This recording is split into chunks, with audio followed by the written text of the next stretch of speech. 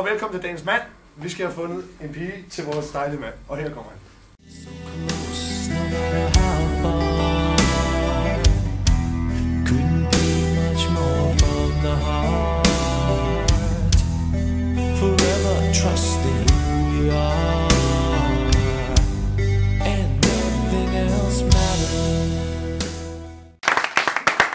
Har du lyst til at fortælle lidt om dig selv?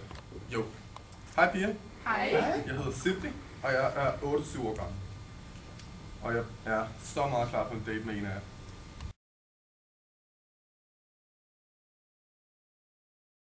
Og vi skal nu se, hvem der stadig er klar på en date med sit.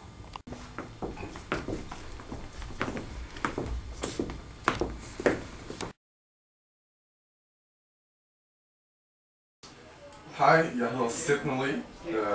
Jeg bor i min egen lejlighed, og jeg er professional gamer og wrestler. Som I kan se her, så går jeg meget op i Game Boys og spiller Tekken og sådan noget, hvor jeg har målet mange turneringer. Så bor jeg alene med min kat Pussy, som lige er ude ved luften. Du har en meget sjov, en meget sjov accent, kan man høre. Hvor har du fået den fra? Det er fordi, jeg har levet i USA i mange år, og... Hvor mange år? Det kan jeg ikke lige huske. 2 år, cirka. Så det er der, jeg har fået det fra, og jeg kan ikke rigtig komme af med det igen. Så der er mange, der siger, at så den har du rigtig opfanget det? Det er internationalt, men sådan er det bare. Det må lige lære at acceptere. Men Og så er jeg ved at gøre mig klar til det store show i aften. Jeg skal lige se lidt dejligt ud, så jeg er i gang med at få noget farve på. Jeg har ikke tid til at tage sol, så jeg plejer bare at enten sætte lidt bruncreme sådan, eller bare lidt sådan lidt kulør og smøre varmen. Man skal jo se lidt godt ud. Det er der også rigtig mange piger, der kan lide det her. De tænder på sådan nogle mænd som mig, så jeg regner ikke med, at der er nogen, der slukker for mig. Så også lige lidt i ansigtet. Så man skal ikke kunne se, at det er specifikke dele på kroppen, at jeg tager det på. Det skal sådan blende ind over det hele, så man kan se det. Så der ikke skal være nogen grænser. Synlige grænser hedder det. Så jeg tror, jeg vil være der.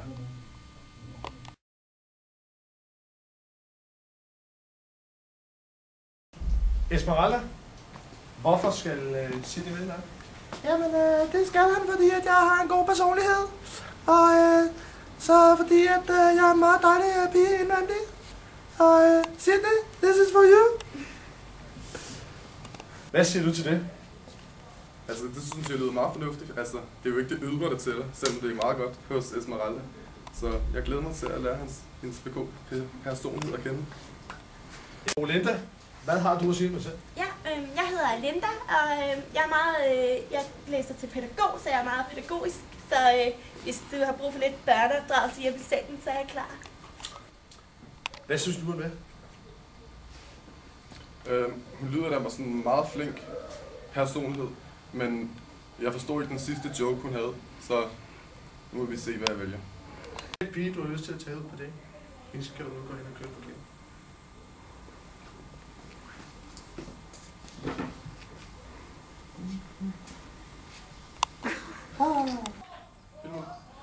Jo, jeg vælger Esmeralda her, fordi at, jeg synes, hun har en god personlighed.